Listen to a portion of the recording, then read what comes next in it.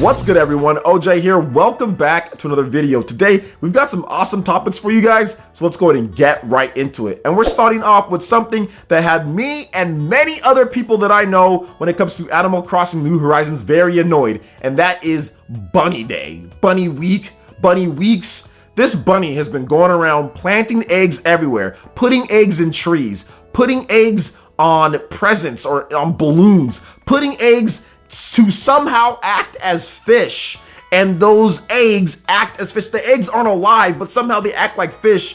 Anywhere you go, you try to chop a tree, you try to dig up something, there's eggs, eggs, eggs, eggs, eggs. And it was getting very annoying for people who wanted to fill out their fish catalog, their museum, who wanted to sell, who wanted to just do other things. But finally, Nintendo did hear what's going on here, and they have finally adjusted the egg appearance rate. Okay, so this all started on April 1st. At this point now, it is fixed, but there will be an egg day. The official egg day is on April 12th. So on that day, it will change back or revert back to where anything you do, there's an egg. Literally, you can do anything. You do a craft, DIY something, it turns into an egg. No, I'm joking on that and I'm exaggerating, but man, those eggs were all over the place. And I'm so happy that Nintendo has fixed it, because now today I've been playing and all of a sudden I'm catching fish again. My April fish are here. All of a sudden, I'm getting fossils again. We're filling out the museum. We're actually doing other things. I'm getting normal presents. It's great. Now, yes, there's still some times where this stupid egg is acting like a fish somehow, which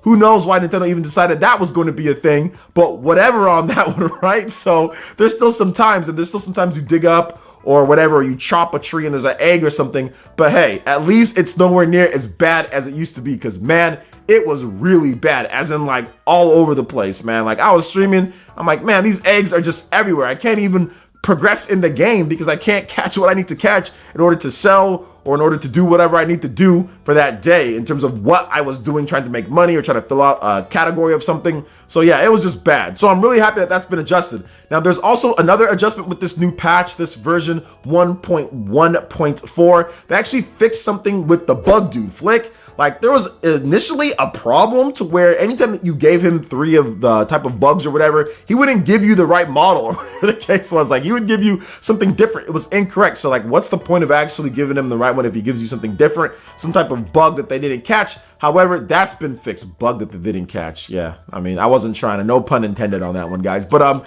yeah, with this one here, they fixed that. So how it works is that if you've already got them, you basically just give him it again and it'll give you the correct model. So the full patch notes in terms of what you guys can expect, which is what those 2 things that I just summarized, can be found in the description below. You guys can check that out in terms of if you want everything officially what Nintendo said. But what you need to know is that some annoying things have been fixed. And I got to give a kudos and shout outs to Nintendo for updating this game as fast as they have. Anytime there's like a little issue here and there, bam, update 1.2, update 1.3, update 1.4. Man, they are humming on these updates and they are keeping the game fresh with some different stuff kind of added in and fixing some of the smaller things. And I can't wait till we see more of the different stuff that's going to come with this game, like some of the events and everything like that. Bunny Day has been a bunny dud, but I think that there's going to be some other cool events that really kind of round out the experience and kind of get you back in playing, especially if you stop playing for a while or something like that, because I've already put like 40 hours into this game, which is crazy for me considering how much work I got to do. But man, I already put like 40 hours plus, man. I'm really enjoying it, especially like the chill,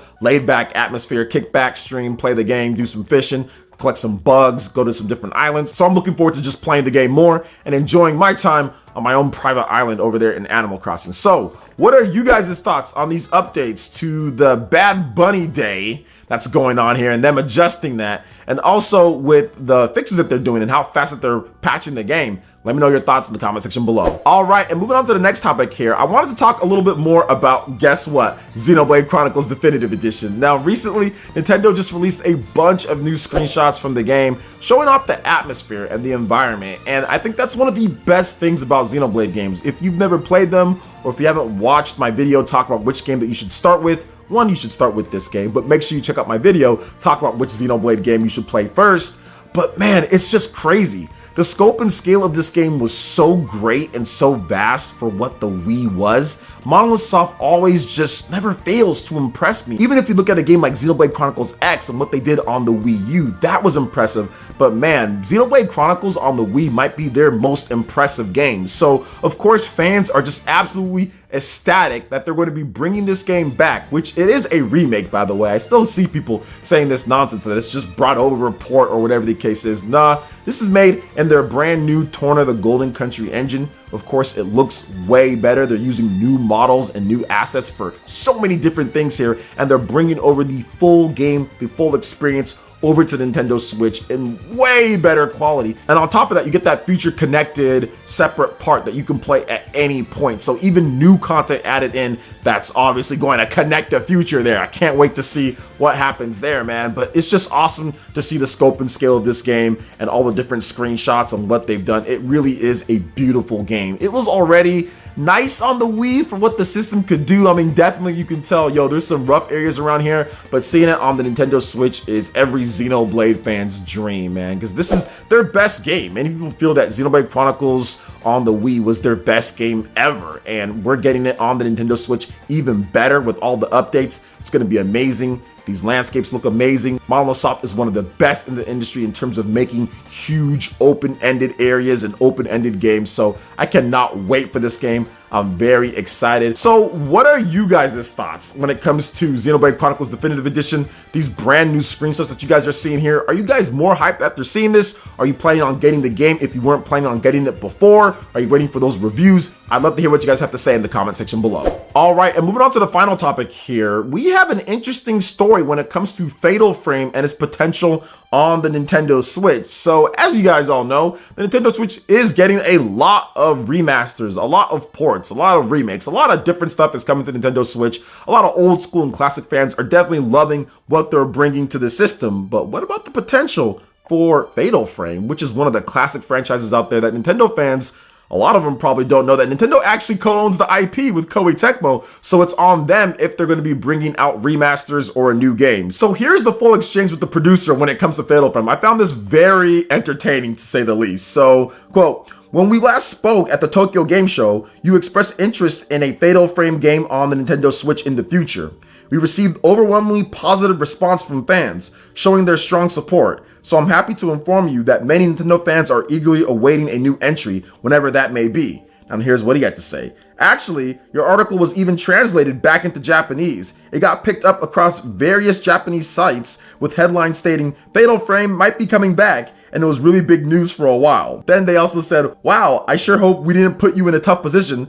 And then he said, 'No, it's just that even though I have these hopes, this is a series that Nintendo publishes for us, and I only handle the development. So even if I were to say I want to make another game, that doesn't necessarily mean that will happen.' Many Western fans would like to know if we could see remasters of games like Fatal Frame 2 and 4, possibly released on Switch, because 4 never released outside of Japan, and the remake of 2 only released in Japan and Europe, not North America. So fans are really clamoring for those remasters. Is there any hope?" Here's what the producer had to say. "So I have to admit, there is some distance between my personal feelings and ambitions and the feasibility of such projects. Obviously, the Hollywood movie is in production and will make it to the Western markets. So obviously, I'd personally like to bring to our audience not just the movie, but also the games that can accompany it. As for Fatal Frame 2 and 4, Nintendo handles the publishing rights, so we don't exactly have a say in that matter. Another factor would be is that I'm basically overseeing the Gus brand at this moment, and to secure production lines and team members in the short term, it would be also very difficult. But in the long run, I've never really given up that idea. So in the short term, it's not exactly realistic at the moment." So since he's working with Koei Tecmo, they would have to obviously get the budget, get the team members, get a team together in order to put this, and they're basically not looking at that right now. If they're working with Gus, obviously they're working on some of the other stuff like Atelier series. They're also working on the Fairy Tail anime game that's going to be coming. So they have their hands full with lots of stuff. Maybe they're helping out with other things when it comes to Koei Tecmo. So I have no idea if this game is going to be able to make it when it comes to 2 and to 4. And I think that, of course, like, we haven't gotten some of those officially released. I mean, we've been able to play them. If it's in Europe, you can obviously play it's translated. But Nintendo of America did their Nintendo of America thing that they did back on the Wii and everything, and just not bring some of the games over, or whatever the case was with that. So I'm really hoping that we do get more Fatal Frame. Not for myself, really, because I've never really been a huge fan of the series. I've played some of the ones on the PS2 and stuff, and I thought they were okay, but they've never been my my thing, but I know that people do love those games, right? People do love the Fatal Frame games. People want to see some of these games that were never officially released here in the West, or more like here in the US, actually get released. And there are people who want to see even like the Wii U game being brought over. But really, I mean, the sales of this series has never been that great. They've always operated on a pretty small or low budget, and I hope that Nintendo can kind of secure some funds and get this game out there. I mean, they're willing to remaster The Wonderful 101 and put that out on the Nintendo Switch. I mean, we've gotten stuff like Tokyo Mirage Sessions, which wasn't a big seller either, but is a very good game. So I think that these Fatal Frame games could be remastered. Obviously, the PS2 and the older ones, the Wii, would need a bit more work, but you can always start with the Wii U game, right? The Maiden of Blackwater game, you can always start with that one. I think people would be happy to see that one come over, and maybe they can work their way across these other games as well. And I think that with the Nintendo Switch, you'd launch on a platform that's very healthy, it's a very successful platform, and people are looking for different types of games. Heck, I saw that Forever Entertainment said that Thief Simulator sold like 300,000 units on the Nintendo Switch, Thief Simulator. So